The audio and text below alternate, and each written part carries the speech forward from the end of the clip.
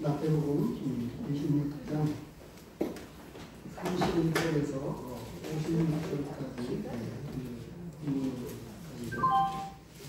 말씀을 같이 읽어보도록 하겠습니다. 마태복음 26장 31절에서부터 읽도록 하겠습니다.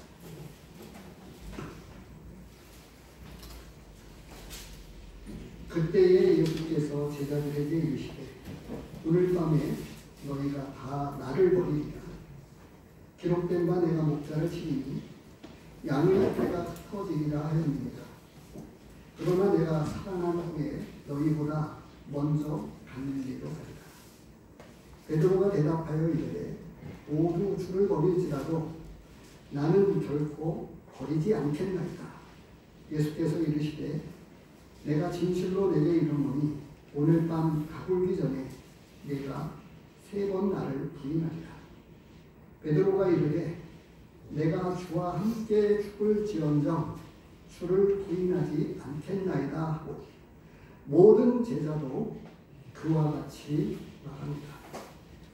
이에 예수께서 제자들과 함께 겟세마네라 하는 곳에 이르러 제자들에게 이르시되 내가 저기 가서 기도할 동안에 너희는 여기 앉아 있으라 하시고 베드로와 세베대의 아들 두 아들을 데리고 가실새 고민하고 슬퍼하사 이에 말씀하시되 내 마음이 매우 고민하여 죽게 되었으니 너희는 여기 머물러 나와 함께 깨어 있으라 하시고 조금 나아가사 얼굴을 땅에 대시고 엎드려 기도하여 이르시되 내 아버지여 만일 할만하시거든 이 잔을 내게서 지나가게 하옵소서. 그러나 나의 원대로 마시옵고 아버지의 원대로 하옵소서 하시고 제자들에게 오사 그 작은 것을 보시고 베드로에게 말씀하시되 너희가 나와 함께 1시간도 넘게 깨어 있을 수 없더냐. 시험에 들지 않게 깨어 기도하라. 마음에는 오니로되 육신이 약하도다 하시고 다시 두 번째 나아가 기도하여 이르시되 내 아버지여 만일 내가 마시지 않고는 이 잔이 내게서 지나갈 수 없거든 아버지의 원대로 되기를 원하나이다 하시고 다시 오사 보신즉 그들이 자니 이는 그들의 눈이 피곤함이더라. 또 그들을 두시고 나아가 3번째 같은 말씀으로 기도하신 후 이에 제자들에게 오사 이르시되 이제는 자보시라. 보라 때가 가까이 왔으니 인자가 죄인의 손에 팔리느니라. 일어나라 함께 가자. 보라 나를 파는 자가 가까이 왔느니라. 말씀하실 때 12 중에 하나인 유다가 왔는데 대제사장들과 백성의 장로들에게 파송된 큰 무리가 칼과 뭉치를 가지고 그와 함께 하였더라. 예수를 파는 자가 그들에게 분노를 짜 이르되 내가 임마 주는 자가 그이니 그를 잡으라 한지라. 곧 예수께 나와 랍비여 안녕하시옵나이까 안녕하시옵니까 하고 입을 맞추니 예수께서 이르시되 친구여 내가 무엇을 하려고 왔는지 해봐라 하신대 이에 그들이 나와 예수께 손을 대어 잡는지라. 예수와 함께 있던 자 중에 하나가 손을 펴 칼을 떼어 대제사장의 종을 쳐 그 길을 떨어뜨리니 이에 예수께서 이르시되 내 칼을 들어 칼집에 꽂으라. 칼을 가지는 자는 다 칼로 망하느니라. 너는 내가 내 아버지께 구하여 지금 12군단 더 되는 천사를 보내시게 할 수 없는 줄로 압니다. 내가 만일 그렇게 하면 이런 일이 있으리라 한 성경이 어떻게 이루어지겠느냐 하시더라. 이때 예수께서 무리에게 말씀하시되 너희가 강도를 잡는 것 같이 칼과 뭉치를 가지고 나를 잡으러 나왔느냐. 내가 날마다 성전에 앉아 가르쳤을 때 너희가 나를 잡지 아니하였도다. 그러나 이렇게 된 것은 다 선지자들의 글을 이루려 합니다 하시더라. 이에 제자들과 다 예수를 버리고 도망합니다. 잠시 기도 후에 같이 말씀을 나누도록 하겠습니다.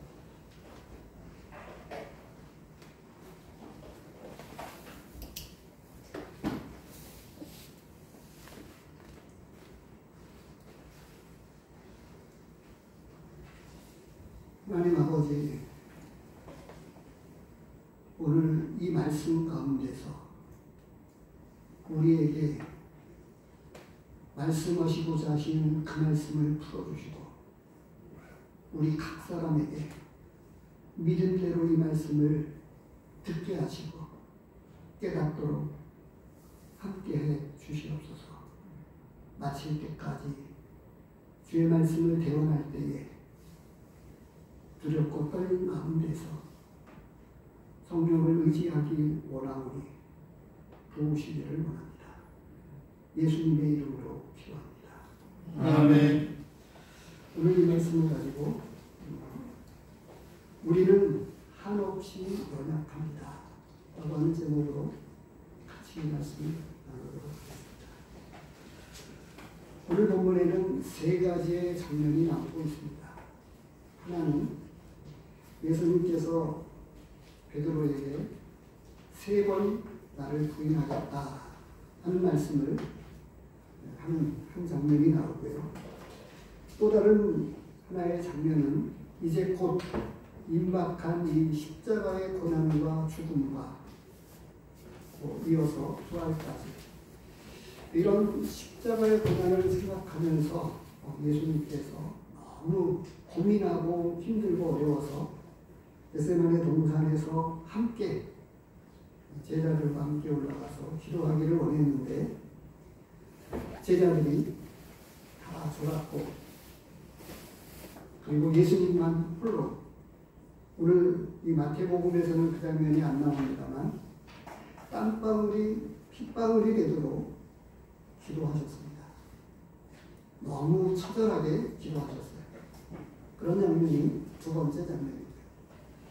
세 번째 장면은 이제 가룟 유다가 예수님을 잡으려고 군인들을 데리고 당시에 권력자들에게 붙어서 예수님을 팔고 이제 잡으러 나왔는데 오늘 본문에는 임명으로 되어 있습니다만 베드로가 좀 성정이 급한 사람이었습니다. 칼로 그 대제사장의 종의 귀를 쳐가지고 귀를 떨어뜨렸습니다. 이런 세 가지 장면 가운데서 우리는 지금도 임박한 당시의 예수님의 이 십자가의 고난, 죽음, 곧 임박한 이것을 두고 예수님은 너무너무 힘이 들고 마음이 어려웠습니다.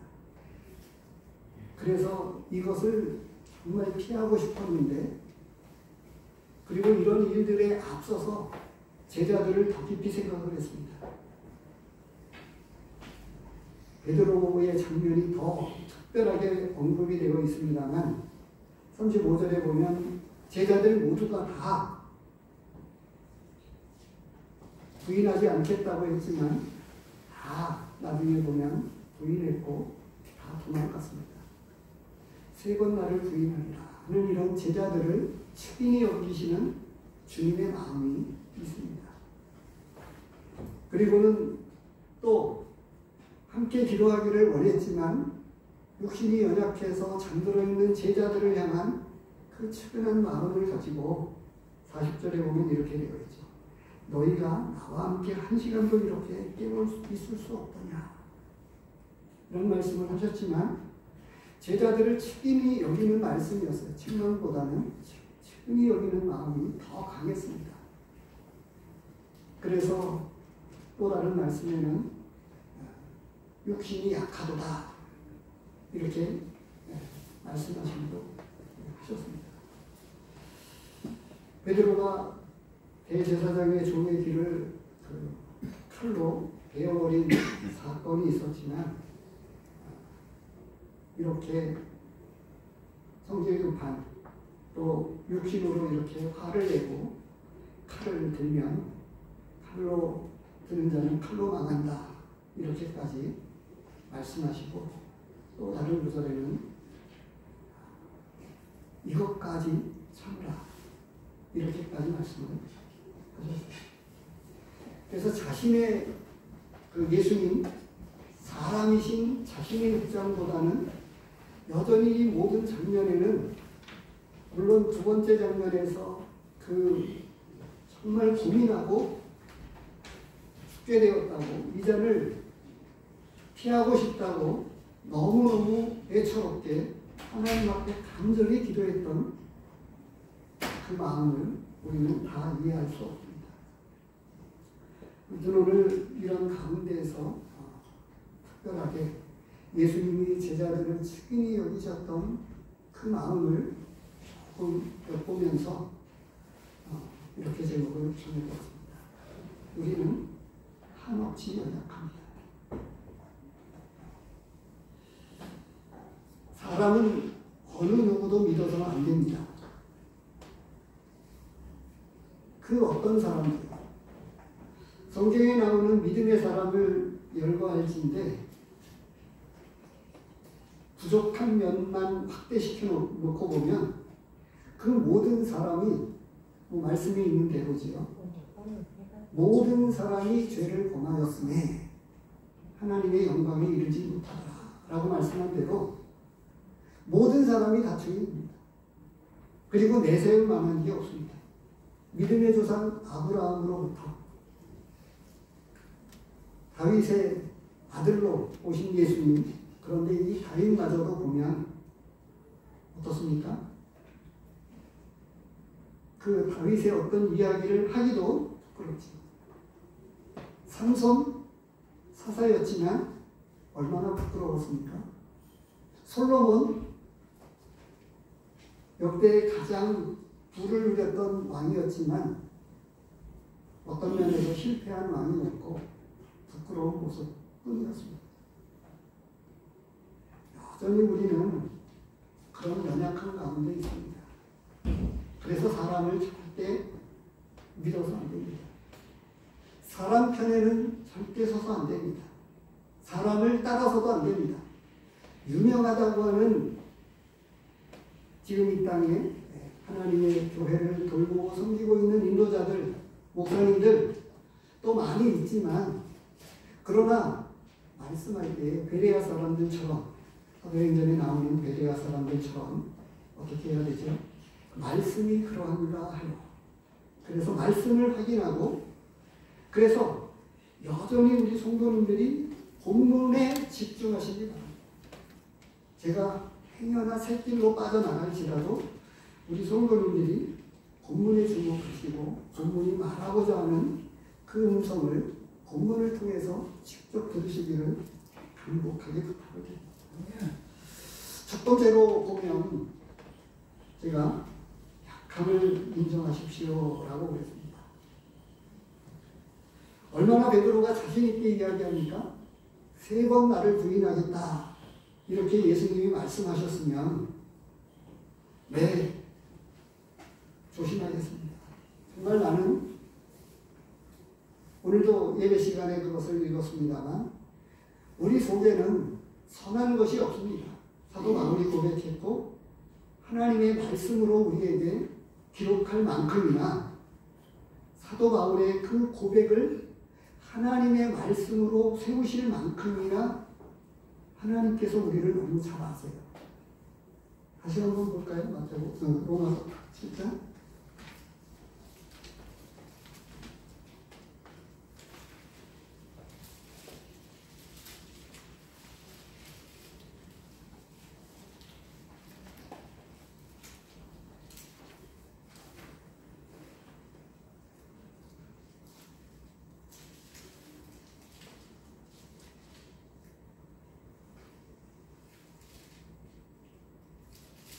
7장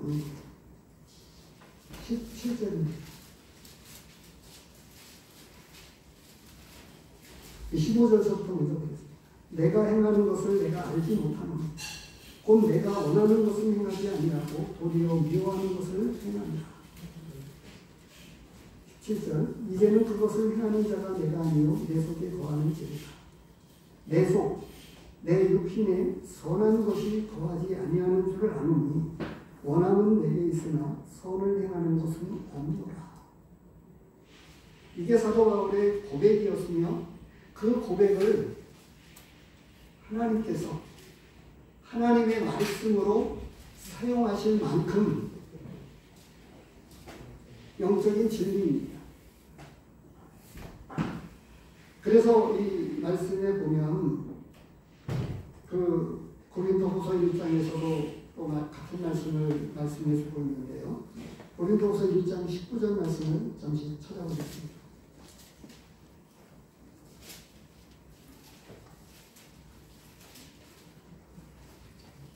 19장에 보면 무엇을 말씀해 주고 있냐면 18절 19절을 보면 하나님은 믿으십니다.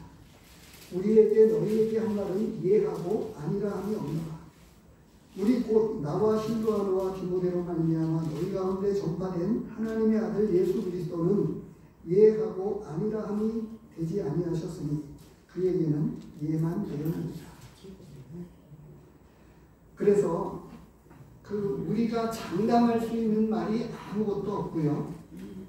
예, 아니면 아니오 이것밖에는 없습니다. 장담할 수 있는 말이 아무것도 없다고 하는 거예요. 굳이 저번에 있는 말씀을 한 구절 참고하면서 기억해 보면 너는 내일 일을 자랑하지 말라. 유명한 말씀이죠. 내일 일은 우리가 어느 누구도 알지 못합니다. 하나님이 내일 일을 숨기셔서 하나님의 영화를 드러내셨습니다. 그리고 우리는 내일 일을 알지 못함으로 하나님을 바라보고 하나님을 의뢰해야 된다고 하는 그 사실을 또 가르치고 계세요. 한 장면에서 그 복음서의 한 그냥 장면을 말씀드리면 부자가 수출이 많으니까 실컷 이제는 마음껏 먹고 마시고 놀자 그러했습니다. 오늘날 믿지 않는 사람들은 그렇게 살아갑니다. 이 땅에서 열심히 살아서 돈 많이 벌고 이제 돈 많이 벌고 난 다음에 먹고 마시고 놀자. 그런데 말씀에서 그 장면을 어떻게 이야기하죠?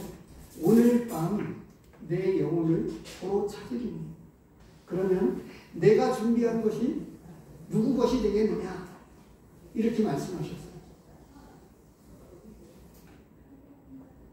하나님의 말씀이 아니지만 잠시 인용하면 우리가 잘 아는 속담이지요. 버는 사람 따로 있고 쓰는 사람 따로 있습니다. 내가 벌지만 내가 그것을 다 쓰지 못하고 누군가에게 주고 갑니다. 그렇지 않나요? 내가 잘 누릴 수 있을 것 같은데 결국 누리지 못합니다. 하나님께서 그냥 부르시면 가게끔 되어 있어요. 그래서 장담할 수 있는 말이 없는데 오늘 본문에서 극적인 장면을 35절 말씀을 통해서 우리에게 말씀하고 계세요. 베드로가 이르되 내가 주와 함께 죽을지언정 주를 부인하지 않겠나이다.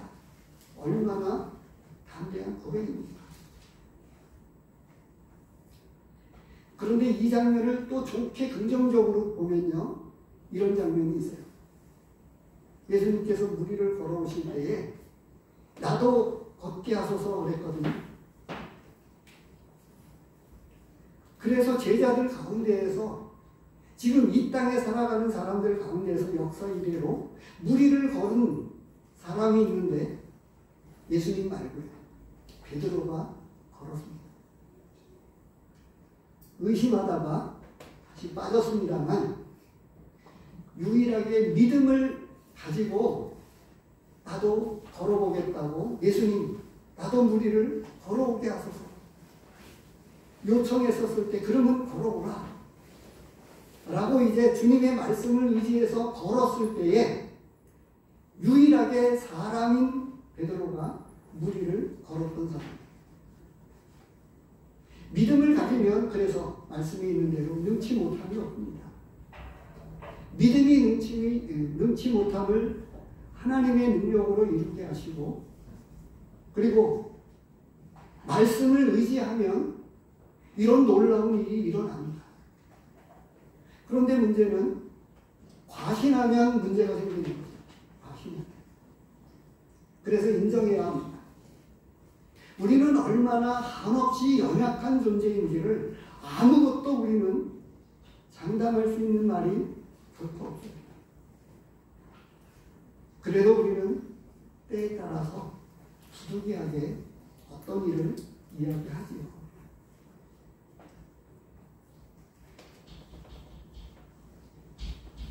말씀에 마태복음 5장을 보면 지금 이 고린도후서 1장 말씀이 조금 더 실감나게 우리에게 말씀에 붙이는 구절이 있는데 마태복음 5장입니다. 이렇게 항상 소문 가운데에서 예수님이 하신 말씀 가운데 있습니다. 36절 37절입니다. 내 머리로도 하지 말라. 이는 내가 한터럽도 희고 검게 할 수 없습니다. 오직 너희 말은 옳다 옳다 아니라 아니라 하라. 이에서 지나는 것은 악으로부터 나느니라. 하나님의 말씀이 지금 우리에게 가르쳐주고 있어요. 우리는 장담할 수 있는 말이 결코 없기 때문에 예만 하고 아니라 아니라 하는 것만 할 수 있다고 하는 이야기입니다.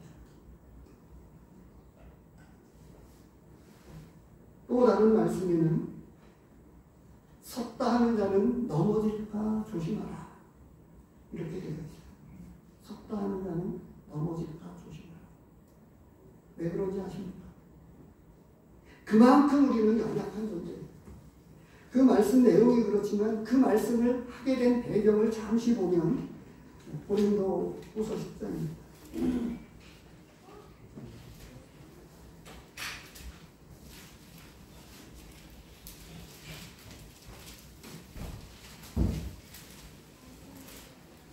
전서 10장입니다.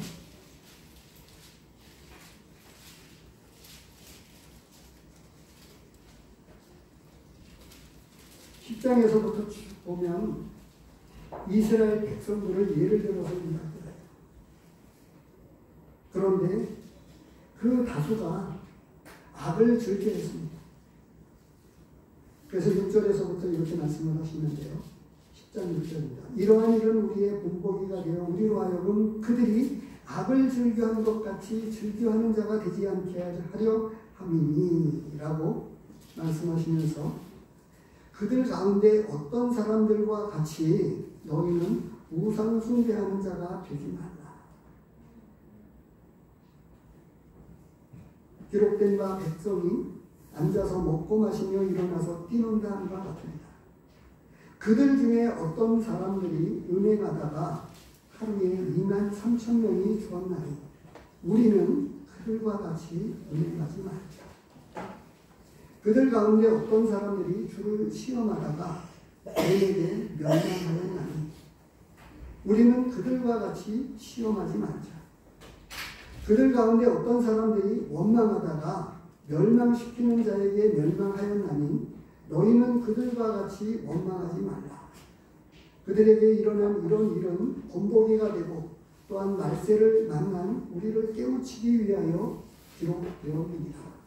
그런즉 선줄로 생각하는 자는 넘어질까 조심하라. 이스라엘 백성들 가운데에 이 믿음의 유산이 끊임없이 내려왔는데도 불구하고 제가 앞서 말씀을 드렸던 네노라 하는 거창한 이름들을 거론했습니다만 그냥 이스라엘 백성들은 실패했습니다. 그래서 그 하나님의 큰 은혜를 입었으면서도 어떻게 했죠? 다 우상 숭배했어요. 출애굽 이후에 그 광야 가운데서 우상 숭배하고 원망하고 시험하고 이 반복적으로 말씀하고 있잖아요. 그래서 얼마나 이스라엘 백성들과 나는 다르다라고 이야기를 하지만 그렇지 않습니다. 우리 안에 계신 성령님이 있지만 여전히 우리는 넘어지고 자빠지고 어떻게 합니까? 죄를 안 짓습니까? 사도 바울이 고백했던 대로 로마서에서 말씀하고 있는 대로 내 속에 거하는 죄가 죄를 짓게 만들어요. 그런데 성령을 키우고 성령 충만하는 이 죄를 이기고 믿음으로 승리한다고 하는 것을 신약성경 곳곳에서는 말씀하고 있습니다. 그래서 우리는 이 첫 번째로 우리의 약함을 인정하고 내려놓아야 합니다. 끊임없이 주님에게 은혜를 구해야 합니다. 마음은 은혜로서 굳게함이 아름답고 이렇게 말씀하고 있는데요. 왜냐하면 우리 마음이 그렇습니다. 견고하게 하나님의 은혜에 고정시키지 않으면 살짝만 눈을 돌려도 우리는 넘어진다고 하는 거예요. 남자들은 여자에 쉽게 넘어갑니다. 그래서 성적 타락이 오고요. 그래서 고린도전서에서도 10장에서 무엇을 말씀하고 있죠? 그 많은 사람들이 은혜 가다가 2만 명이 넘는 2만 3천 명이 죽었습니다. 그것뿐입니까? 지난 시간에도 한번 언급을 했습니다만 아나니아와 삽비라의 경우에 물건을 팔아서 하나님 앞에 갖다 바친다고 하면서 슬쩍 감췄어요. 근데 그것마저도 하나님은 결코 용납할 수가 없어서 그 부부를 데려갔습니다. 초대교회에서. 우리가 인정하고 내려놓기를 원합니다. 저를 비롯해서 우리 모두는 다 연약하기 때문에. 그래서 말씀 앞으로 나오고 주님의 은혜 앞에 나아가고 그리고 그 은혜 가운데서 오늘도 우리는 하나님의 놀라운 은혜를 다시금 맛보면서 구원의 즐거움을 내게 회복시키시고 라고 간구했던 시편 51편에 나오고 있는 이 다윗의 기도처럼 떡과 잔을 대하면서 이런 나를 여전히 용서하시고 시편 68편에 보면 날마다 우리 짐을 지시는 주 이런 말씀을 하고 계시는데 주님은 우리에게 그 짐을 날마다 지고 계세요. 우리의 연약함을 날마다 감당해 주심으로 오늘도 우리는 이 자리에 있는 것입니다. 두 번째로 약함을 위해서 기도해야 합니다. 약함을 인정해야 되고 그리고 이 약함을 위해서 기도해야 되는데 이 40절 말씀에 나와 있는 대로 마태복음 보면 26장 40절에 너희가 나와 함께 한 시간도 이렇게 깨어있을 수 없느냐. 마가복음 3장에 보면 사도들을 세우실 때에 나와 함께 있게 하시고 이게 먼저 나와요. 그리고 귀신을 내쫓고 병든 자를 고쳐주는 권능을 주시고 전도도 하게 하시려고 사도들을 세우셨다.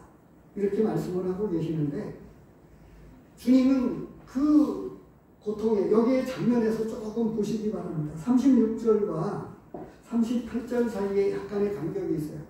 어떤 간격이죠? 36절에 보면 12제자들을 다 내가 저기 가서 기도할 동안에 너희는 여기 앉아 있으라. 그리고 나서 누구만 데리고 갑니까?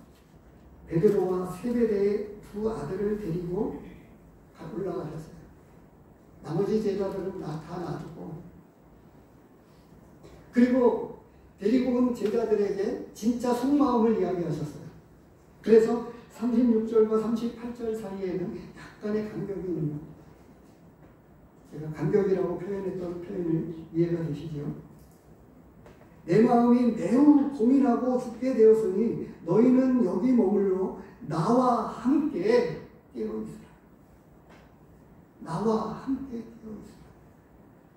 그들의 연약함을, 제자들의 연약함을 너무나도 잘 알고 있기에 그리고 또 다른 한편으로는 하나님의 아들이시면서 사람이셨어요. 그래서 외로운 것입니다. 어떤 일들을 겪게 되면 정말 힘이 들게 됩니다. 근심은 뼈로 마르게 한다. 자문에 그렇게 되어 있어요. 마음의 즐거움은 양약이라도 이렇게 말씀하고 있어요. 마음의 즐거움은 어떤 약보다 뛰어난 약이 있어요. 약효과가 있습니다. 그걸 조금 밝혀낸 사람이 한 사람 있죠.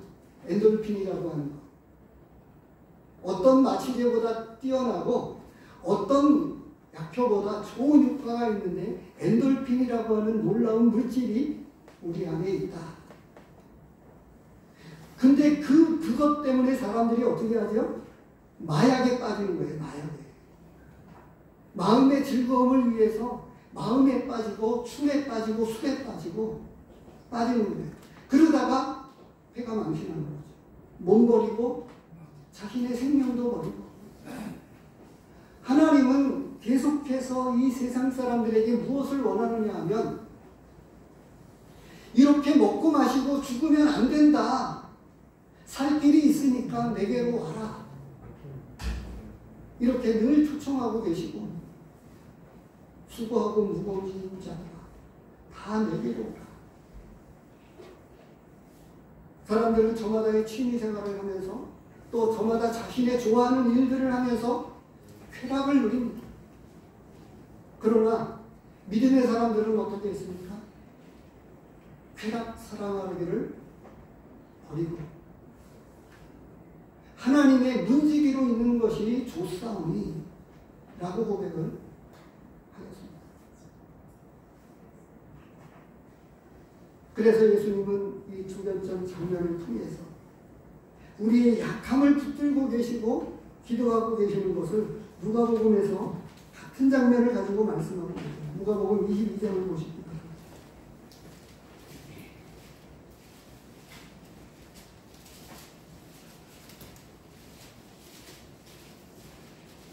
누가복음은 차례대로 기록을 하고 있었는데요.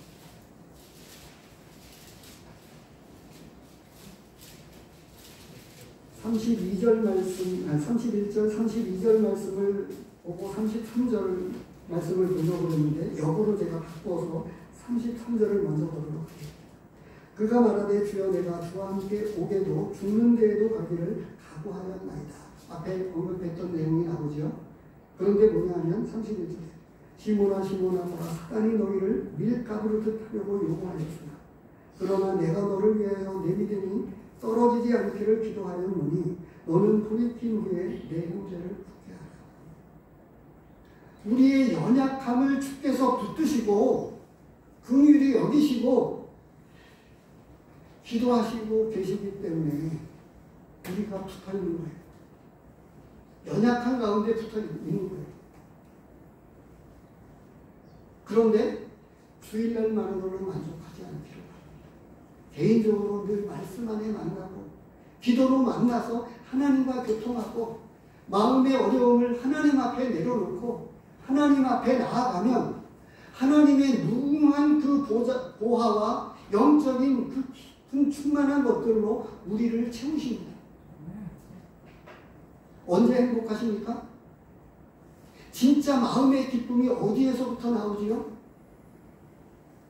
사람들은 노래하고 술 마시고 그렇게 해보지만 여전히 술이 깨고 나면 허전하다고 이야기해요.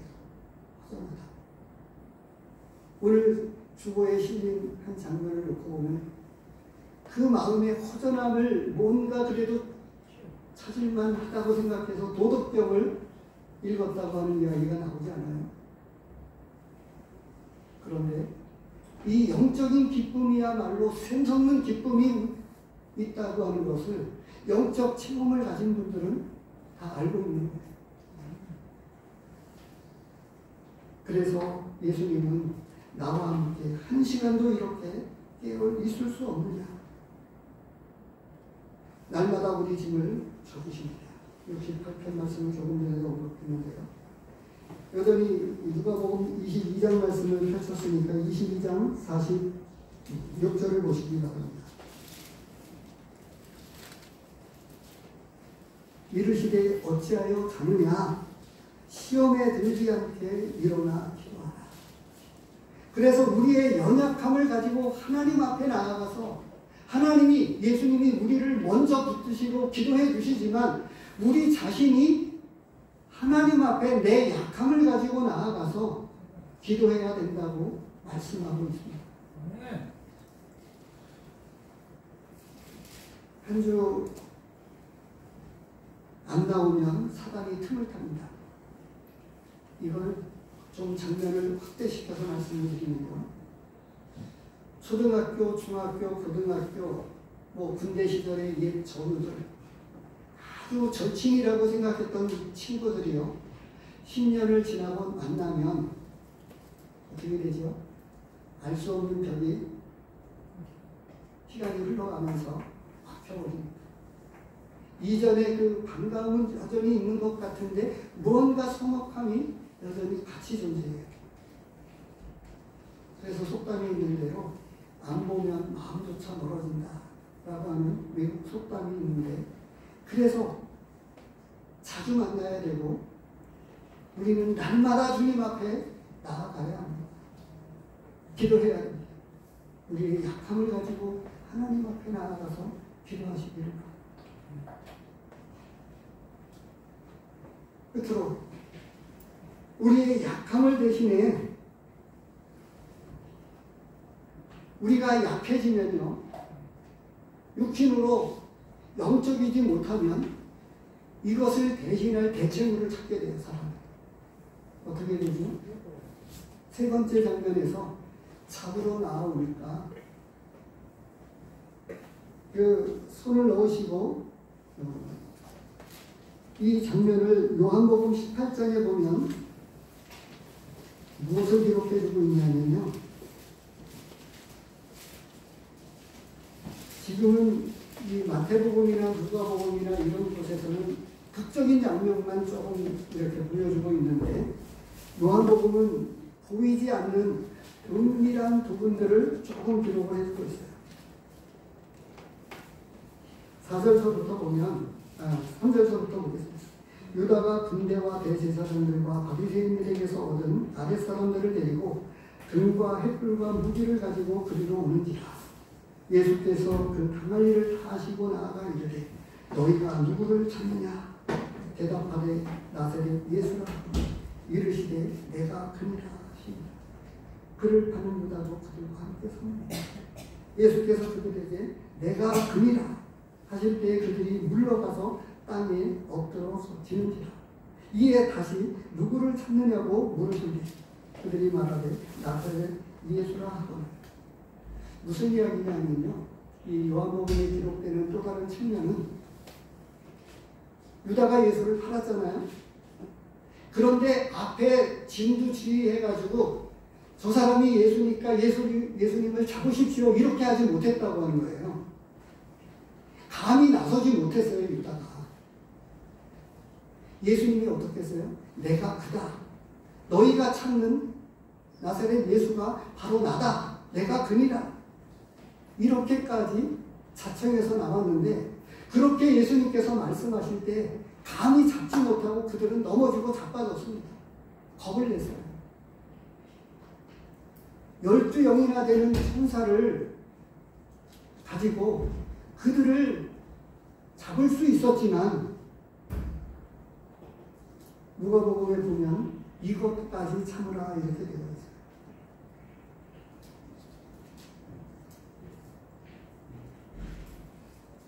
누가복음 22장 52절을 보겠습니다.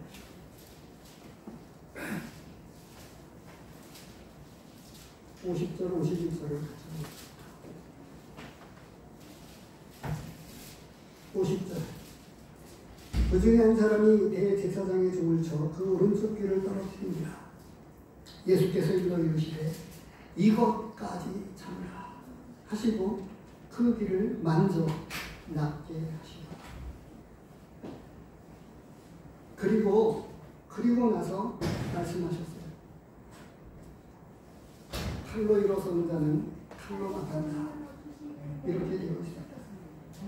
그냥 제가 이런 말씀들을 가지고 조금 몇 구절을 읽어드리면, 에베소서 4장 26절에 이렇게 기록이 되어 있습니다.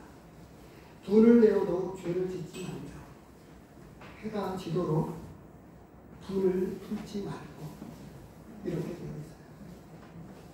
육신으로 충만하면, 영적으로 충만하면 어떤 그 육신의 강함을 가지고 와도 믿음으로 그것을 수용할 수 있고 인내할 수 있고 이렇게 할 수 있지만 성령 충만하지 않으면 어떤 일이 일어나느냐? 감정적인 대립이 먼저 나오는 거예요. 사람입니다. 베드로가 그랬습니다. 자신만만했던 베드로는 성령 충만한 게 아니었어요. 그러니까 자신 있게 죽는 데까지도 준비되었다고 장담을 했지만 여전히 칼과 몽둥이와 이렇게 잡으러 나와왔을 때에 자신이 가지고 있었던 칼을 가지고 먼저 대응했어요. 그런데 예수님께서 이것까지 참으라. 칼로 일어서는 자는 칼로 망합니다. 이렇게 말씀을 하죠. 야고보서 1장 20절에는 이렇게 기록이 됩니다. 사람이 성내는 것이 하나님의 의를 이루지 못합니다. 이렇게 말씀하셨어요. 조금 전에 우리가 그 말씀을 읽었습니다만 12영이나 되는 천사들을 통해서 그들을 다스릴 수 있고 그들을 붙잡을 수 있었지만 예수님은 어떠셨습니까? 우리가 잘 아는 대로 매주 주님의 고난을 묵상할 때마다 이사야서 53장에 어떻게 기록이 되고 있죠? 털 깎는 자 앞에 잠잠한 양같이 항변도 하지 않으셨어요. 권세가 없으시지 않는데 그 권세를 쓰시지 않으셨어요. 하나님의 의를 이루시기 위해서 십자가를 말씀하셨던 그 예언의 말씀을 완성하기 위해서 이 모든 것들을 참으시고 세례 요한에게 침례를 받으실 때에도 모든 의를 이루시기 위해서 그렇게 하셨어요. 언제나.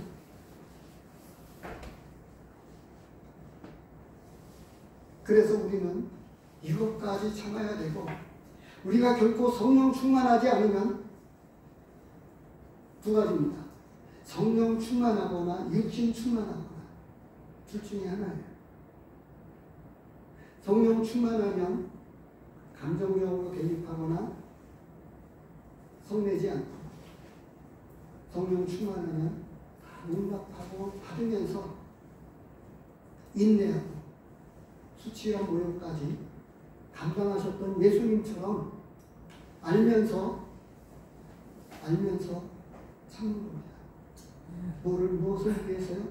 그의 영혼을 위해서.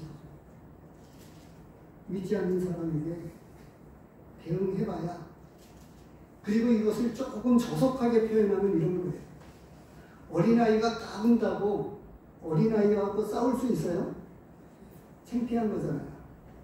어린아이하고 싸워봐야, 혹은 청소년하고, 요즘에 그 10대의 청소년들이 경비 아저씨를 구타하는 사건도 나오는데, 그렇게 해봐야 어른만, 아이든 노인만 부끄러운 거예요. 그냥 차라리 맞아주면 다른 사람들이 참지 못하죠. 그래서 오늘을 정리하면 그렇습니다. 우리는 정말 한없이 연약합니다. 그래서 우리의 약함을 인정해야 합니다. 그리고 이 약함을 위해서 우리는 한시도 나와 함께 깨어있을 수 없더냐라고 말씀을 하시고, 기도하라, 깨어있도록 기도하라 라고 말씀을 하고 계세요. 성령 충만할 수 있도록 기도해야 합니다. 그리고 어떤 경우에도 대처해 나갈 수 있도록, 그러면 지혜를 주시고 할 말도 주십니다. 기도하십시오. 약함을 위해서 기도해야 합니다. 그리고 약함을 대신에 칼로 하면 안 되고 악을 선으로 이겨야 합니다. 그런 우리 모두가 되기를 축복합니다. 성령께서 우리 심령을 다스려 주시기를 기도해야 합니다. 기도하겠습니다. 하나님 아버지, 도와주시기를 원합니다. 정말 저희는 한없이 연약합니다. 붙잡아 주시옵소서.